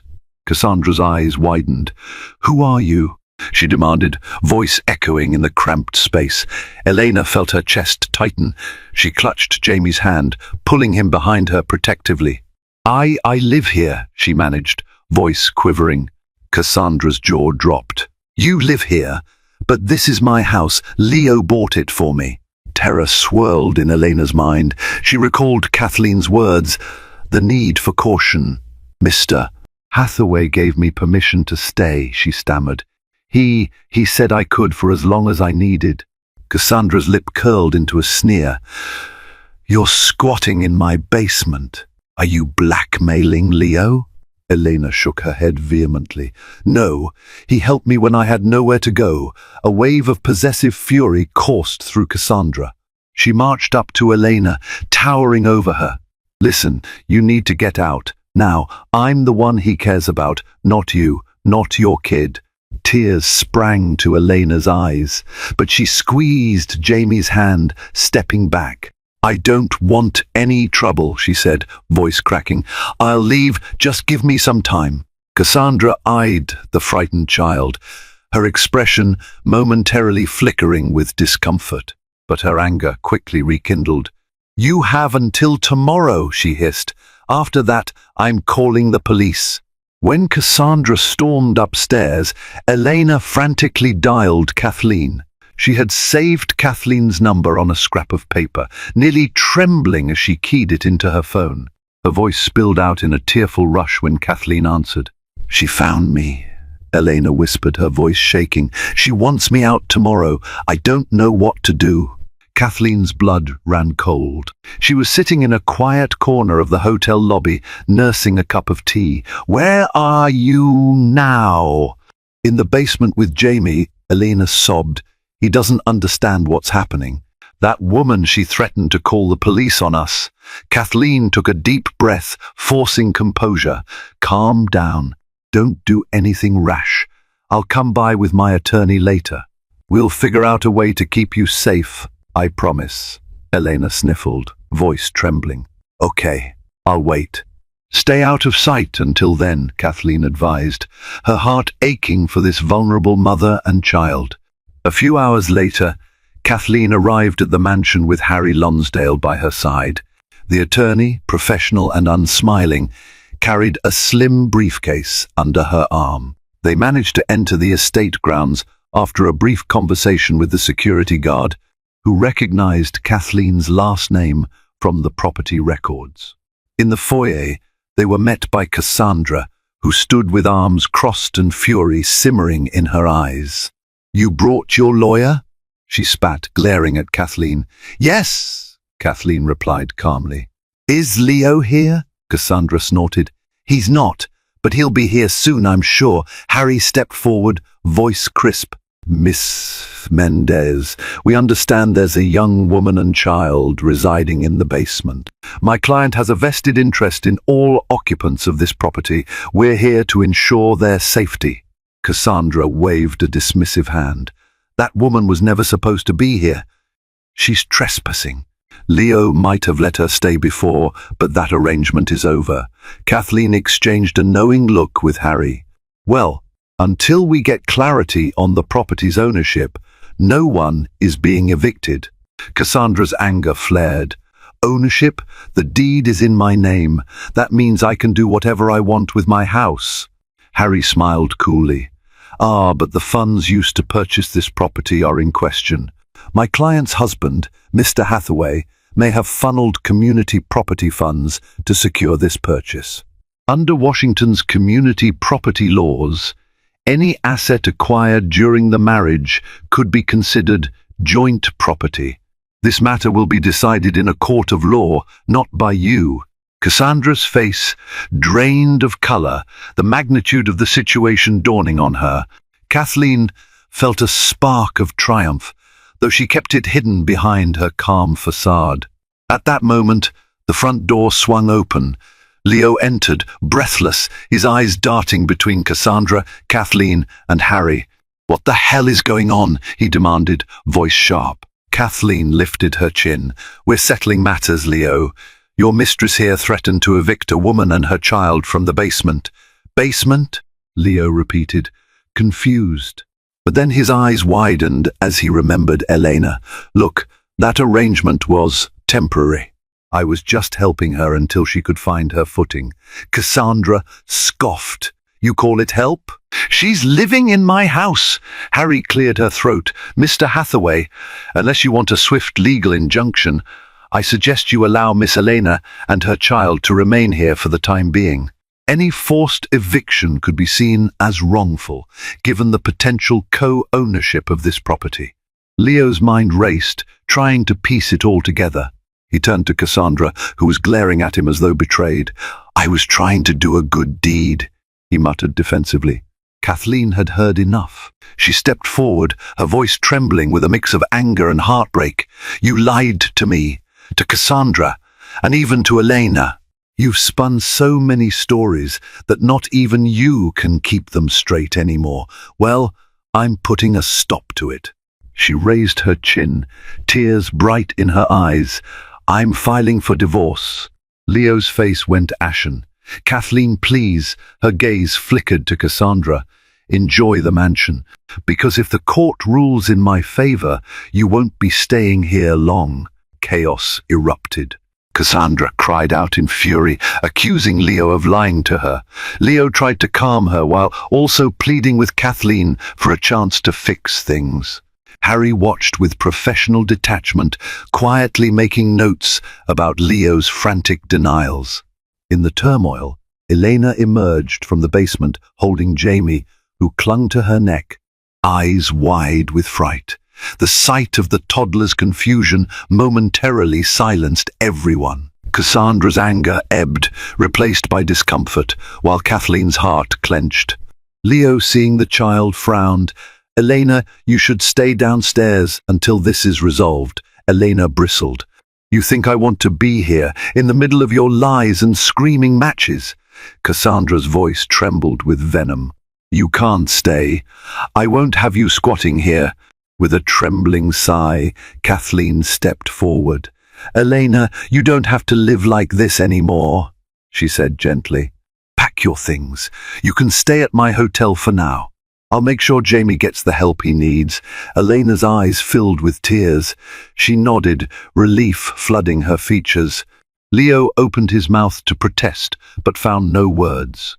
For the first time, he stood powerless caught between the mistress he had indulged, the wife he had betrayed, and the woman he had offered charity to without thinking of the long-term consequences.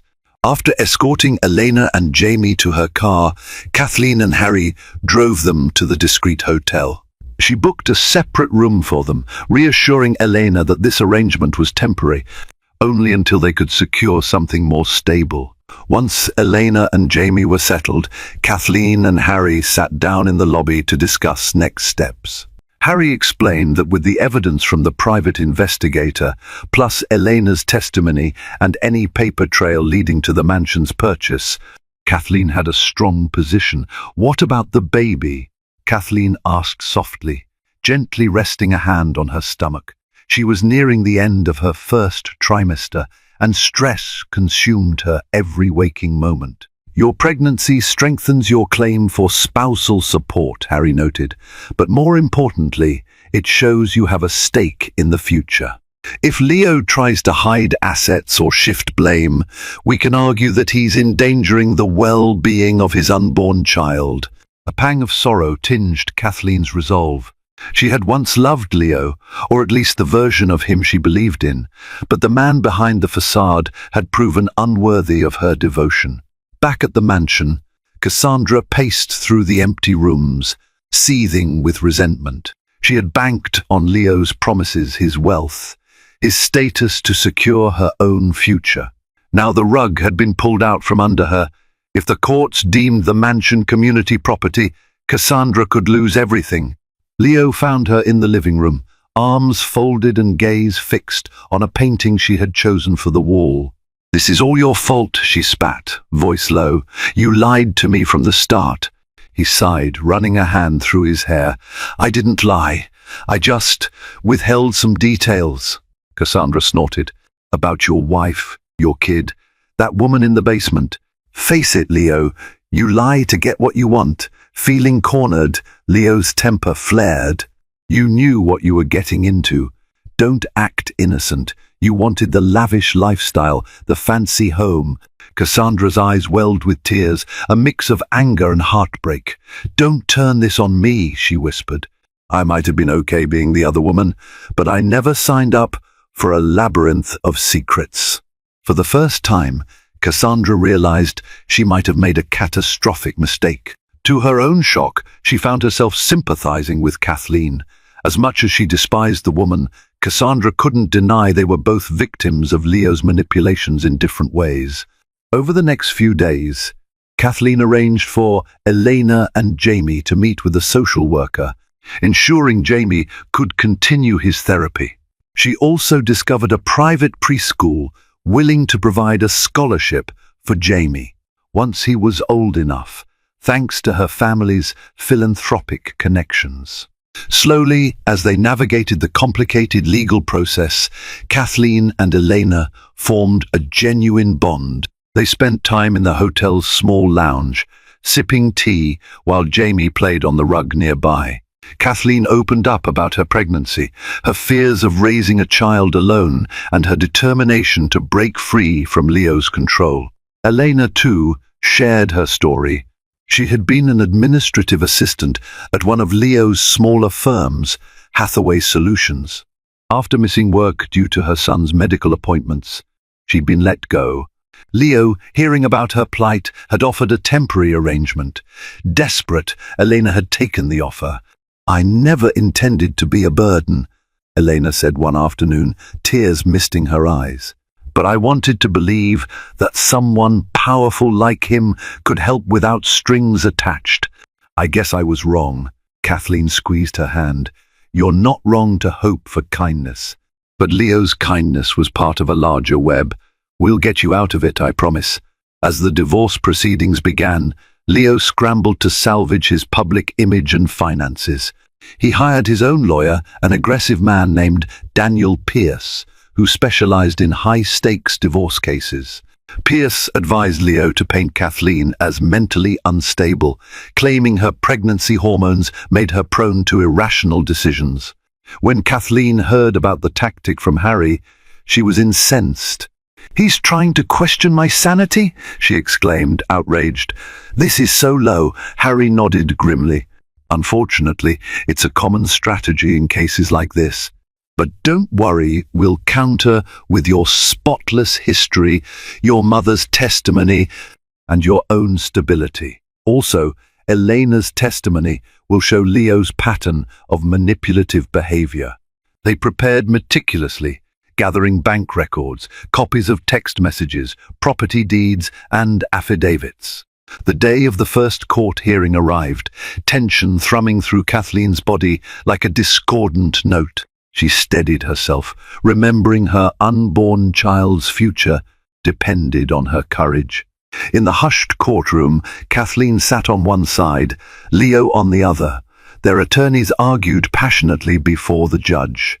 Harry laid out evidence that Leo had used joint marital funds to purchase the Bellevue mansion, thus rendering it community property. She also introduced evidence of Leo's affair and his secret arrangement with Elena, painting a comprehensive picture of deceit. Pierce countered, attempting to discredit the witnesses. He accused Elena of being a freeloader and implied that Kathleen was orchestrating a smear campaign to exact revenge. The judge, an older woman with steel-grey hair, observed everything with a measured gaze. At one point, Elena took the stand. Nervous but resolute, she recounted how Leo had offered her the basement suite and promised support. The entire courtroom fell silent when she described her fear and humiliation at being threatened by Cassandra. Leo stared at his hands, avoiding Elena's gaze. Cassandra, although not present in the courtroom, lingered as a spectre in everyone's minds, especially Kathleen's. During a recess, Leo approached Kathleen in a corridor outside the courtroom. "Look," he began, voice subdued, "I know I messed up, but this doesn't have to end in mutual destruction. Think about our child. Do you really want us to be at war?" Kathleen studied him, recalling the early days of their marriage when she admired his ambition and charm. She exhaled, feeling the sadness of what might have been. "Leo, you made your choices. This is just me protecting myself and our baby." His eyes flickered with remorse. "I can't undo what I've done. But if you agree to a settlement, I promise I'll give you everything you need for the baby, for yourself. We can keep this civil." Kathleen closed her eyes, torn between the desire for resolution and the understanding that Leo's promises were worth little. "I won't settle for scraps of what we built together," she said quietly. "I'll do whatever it takes to secure a life for myself and our child." He looked away, conceding defeat in that moment. "Then I guess we'll see each other in court," he muttered, walking off. Days stretched into weeks as the legal process unfolded. Harry continued to build a strong case. Financial records revealed that Leo had funneled nearly $3 million from joint accounts into the mansion's purchase. Moreover, text messages between him and Cassandra showed a premeditated plan to maintain her lifestyle at Kathleen's expense. The tension took a toll on Kathleen's health. Her OB-GYN warned her about stress-related complications, urging her to rest more. With a supportive friend network, especially Sophia Russell and her mother Harriet, who had made a remarkable recovery, Kathleen managed to keep her spirits afloat. Meanwhile, Cassandra found herself marginalized. Leo stopped visiting her regularly, focusing on damage control. The mansion stood as a monument to their failed affair, its halls echoing with unfulfilled promises. Fearing she might be left with nothing, Cassandra contemplated reaching out to Kathleen's lawyer to testify. But pride held her back. She couldn't stomach the idea of siding with Leo's wife. Finally, after months of legal wrangling, the day of reckoning arrived. The judge ruled in Kathleen's favor, stating that the Bellevue mansion was indeed marital property. She also granted Kathleen a generous financial settlement, including spousal support and additional funds for the unborn child's upbringing and education. As a final note in her ruling, the judge addressed Elena's situation. With Kathleen's assurance, Elena was granted temporary residency in one of Kathleen's family properties until she could secure a job and stable housing. The court recognized her as a witness who had suffered from Leo's manipulations. Though no formal charges were brought against him, only the scorn of public opinion. Leo, humbled and financially bruised, stood in the courtroom as the verdict was delivered. He risked losing a substantial portion of his fortune. Worse, he had lost respect in business circles. Clients who once admired him now viewed him with disdain, aware of the scandal. Kathleen walked out of the courtroom, head held high, tears forming in the corners of her eyes. She paused in the hallway, taking a moment to let the gravity of her victory sink in. It wasn't just a legal triumph, it was the reclaiming of her dignity and future. Elena waited for her outside the building, Jamie clinging to her hand. When Kathleen appeared, Elena embraced her, tears streaming down her cheeks. "Thank you," she whispered. "You saved us." Kathleen smiled softly, wiping her own tears. "We saved each other," she said, placing a gentle hand on her belly, where her baby grew day by day. Later that evening, Cassandra packed her belongings in the mansion. She glanced around the lavish rooms and realized none of it felt like home. She had learned a bitter lesson. Illusions of grandeur pale when built on deception. In the coming months, Kathleen finalized her divorce and focused on her pregnancy. She found a serene cottage by a lake where she moved to begin anew. She kept in touch with Elena, celebrating small milestones in Jamie's progress. Sometimes she even corresponded briefly with Cassandra, who apologized in a restrained email for her role in the affair. As Kathleen watched the sunset over the tranquil waters near her new home, she felt a stirring of life in her womb, a gentle reminder that hope, like dawn, always returns. She closed her eyes, whispering a silent vow. Never again would she let anyone take advantage of her love and trust. With the past behind her and a bright future beckoning, Kathleen Hathaway stepped forward into a world of possibilities, finally free from the mansion's dark shadows.